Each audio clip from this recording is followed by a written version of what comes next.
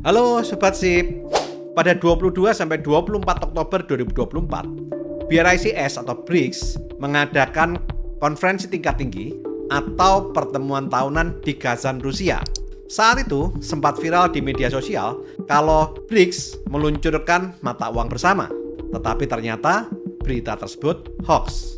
Juru bicara Kremlin, Dmitry Peskov, mengatakan uang kertas yang dipegang Presiden Putin saat KTT BRICS tahun 2024 merupakan uang kertas simbolis yang diberikan oleh salah satu peserta pertemuan dari Rusia. KTT BRICS 2024 hanya menekankan rencana dedolarisasi, penggunaan mata uang berbasis blockchain, dan penghindaran lembaga keuangan barat dalam perdagangan antar negara anggota. Mata uang BRICS masih dikembangkan dan belum ada pengumuman resmi tentang peluncurannya. Hingga saat ini, anggota BRICS masih menggunakan mata uang nasional masing-masing untuk transaksi perdagangan. Di KTT BRICS tersebut, Indonesia juga resmi bergabung menjadi mitra dari blok Brasil, Rusia, India, Cina, dan Afrika Selatan atau disingkat BRICS untuk mendukung terciptanya sistem keuangan dunia baru yang lebih efisien. Indonesia akan terlibat aktif secara bebas dan tetap berpedoman pada prinsip non-blok dan fokus untuk membuat keseimbangan ekonomi dunia, bukan hanya sekedar pada prinsip efisiensi ekonomi supaya lebih kompetitif. Sampai saat ini, US dollar masih menjadi mata uang cadangan devisa yang paling banyak dipegang oleh Bank Sentral Dunia saat ini. Data dari International Monetary Fund atau IMF menunjukkan porsi US dollar sebesar 58,4% sebagai cadangan devisa secara global. Sedangkan BRICS mengendalikan 42% cadangan devisa bank sentral secara global. Mungkinkah mata uang negara BRICS mampu mengalahkan dominasi US dollar? Atau hanya sekedar mimpi?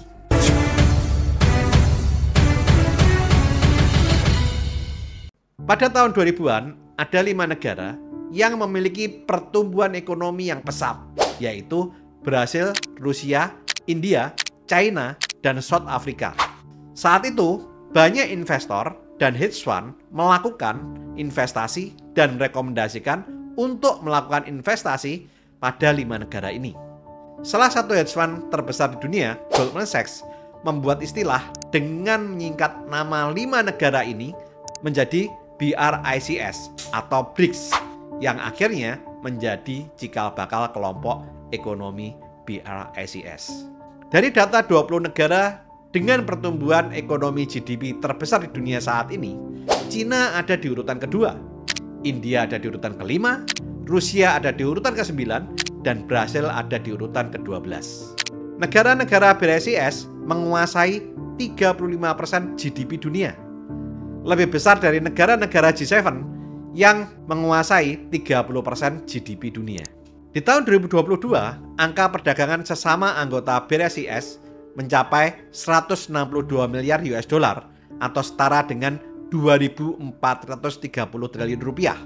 Angka fantastis ini terjadi karena kelima negara BRICS merupakan eksportir besar sumber daya alam seperti minyak, gas, logam, batu mulia, dan banyak produk-produk manufaktur. Kelima negara BRICS juga sepakat akan menambah porsi cadangan mata uang negara lainnya selain US dollar dan juga menambah cadangan emas negaranya. Dengan data-data ekonomi ini, mungkinkah jika BRICS membuat mata uang akan bisa menggantikan dominasi US dollar?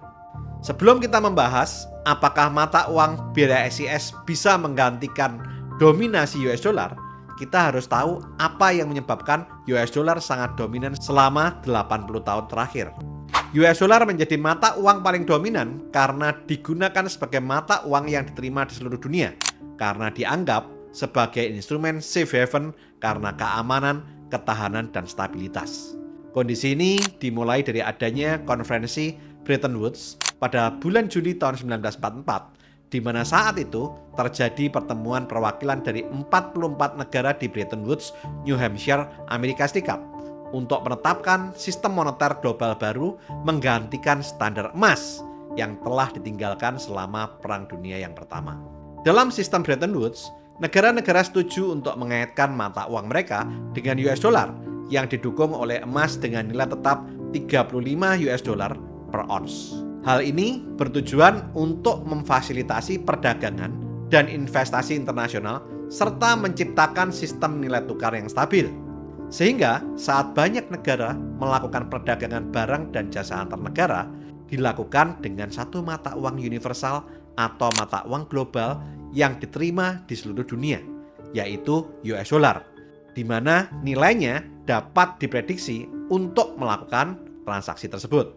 Sehingga tidak ada resiko pembayaran dalam mata uang yang sulit untuk ditukar atau nilainya turun saat ditukar ke mata uang negara yang lain. Kondisi ini berlangsung sampai tahun 1971, di mana sistem Bretton Woods berakhir saat Presiden Nixon mengumumkan bahwa Amerika Serikat tidak lagi mengkonversi US dollar menjadi emas. Dan sejak saat itu, dunia telah beroperasi dengan sistem nilai tukar yang mengambang, di mana mata uang tidak terikat pada nilai tetap atau komoditas tertentu seperti emas, tetapi fluktuatif berdasarkan kekuatan ekonomi sebuah negara. Saat itu, Presiden Nixon berani melakukan kebijakan ini karena yang pertama, ekonomi Amerika Serikat saat itu merupakan ekonomi yang terkuat di dunia. Karena US dollar saat itu adalah satu-satunya mata uang yang bisa membeli minyak dari Saudi Arabia, di mana pada tahun 1945 Presiden Amerika Serikat Franklin Roosevelt membuat perjanjian dengan Raja Saudi Arabia, di mana Amerika Serikat menjamin keamanan Arab Saudi dan sebagai gantinya Raja Saudi setuju untuk menjual minyak dalam bentuk mata uang US dollar. Jadi, kalau ada yang mau beli minyak, maka harus menggunakan US dollar. Amerika Serikat menjadi negara adidaya melalui jaringan SWIFT yang digunakan untuk perdagangan dunia. Hal ini membuat lebih dari 10.000 bank di lebih dari 200 negara yang bertransaksi menggunakan US dollar dan memiliki cadangan US dollar di bank-bank Amerika. Misalkan, suatu negara memiliki cadangan sebesar 100 miliar US dollar dan hanya bertransaksi 30 miliar US dollar untuk impor dan ekspor, maka akan ada dana mengendap senilai 70 miliar US dollar. Untuk menghindari menyimpan banyak tabungan, bank-bank negara ini menginvestasikan kelebihan cadangan devisa mereka dalam obligasi Treasury Amerika Serikat, di mana bank-bank negara meminjamkan kelebihan miliaran US dollar tersebut kepada Amerika Serikat dan mengharapkan pengembalian setelah jatuh tempo. Pada tahun 2022, Jepang memiliki 1,3 triliun US dollar di obligasi Treasury Amerika Serikat. Cina memiliki 1,06 triliun US dollar. Inggris memiliki 608 miliar US dollar dalam obligasi Treasury Amerika Serikat.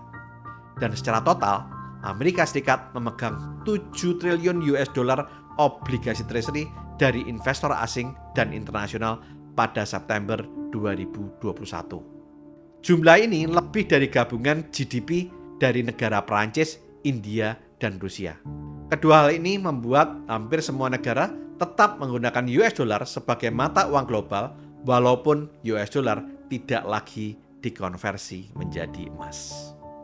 Tetapi, ketika Amerika Serikat mengalami defisit perdagangan yang besar dan mencetak lebih banyak US dollar untuk membiayai pengeluarannya, negara-negara yang lain mulai khawatir tentang nilai cadangan US dollar mereka dan membuat Cina perlahan-lahan mulai menjauh dari US dollar sejak tahun 2010. Dari data 20 tahun terakhir, terlihat bahwa terjadi pergeseran di dunia perdagangan.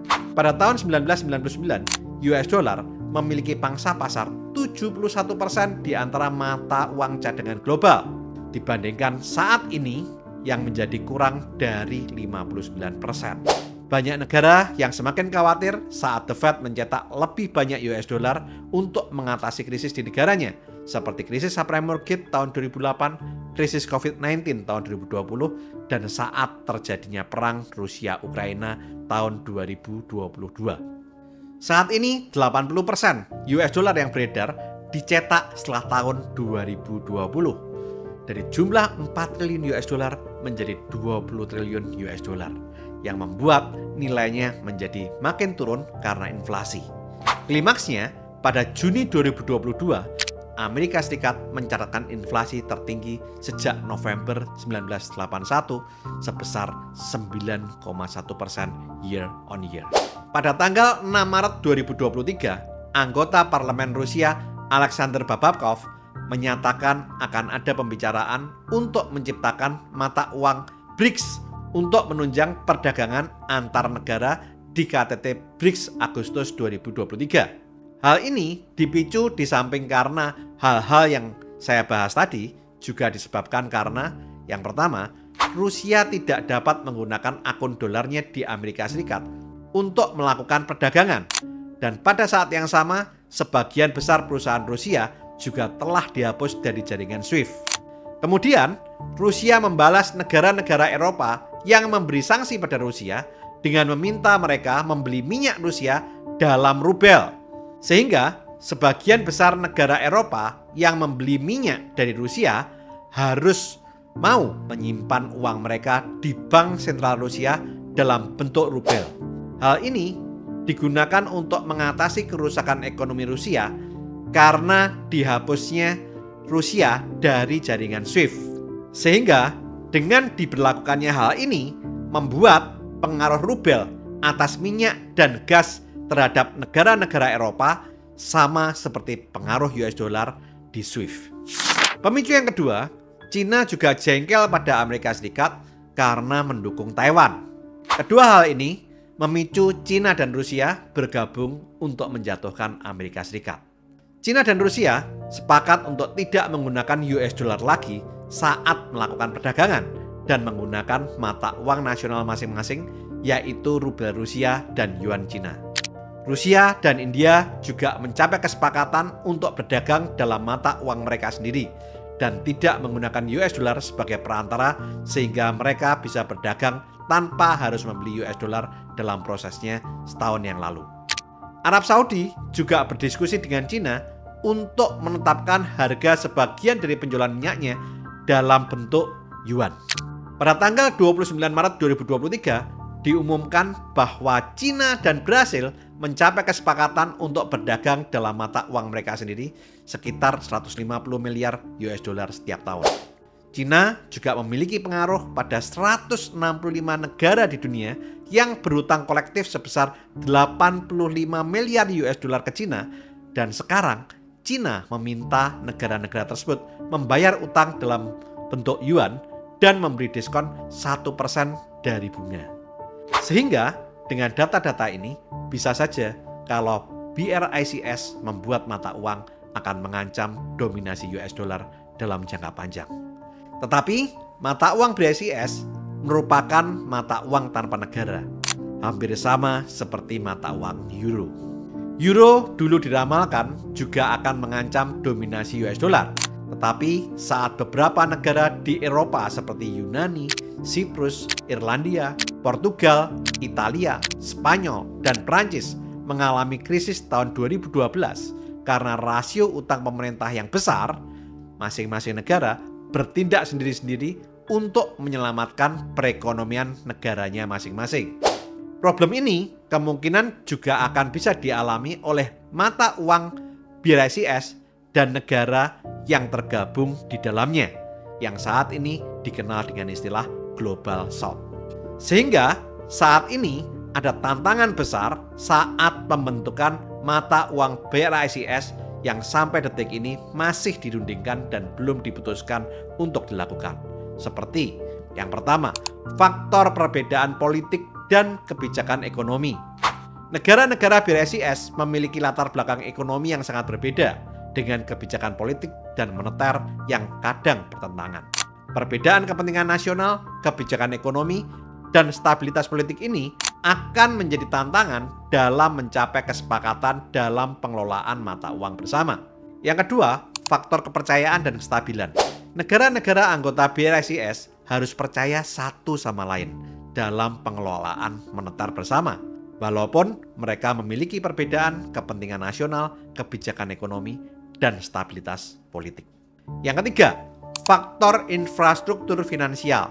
Negara-negara anggota BRICS harus bisa menemukan sistem yang efisien untuk memungkinkan transaksi lintas batas, termasuk pembentukan bank sentral bersama atau sistem konversi mata uang yang efektif, dan ini merupakan salah satu problem yang sangat kompleks.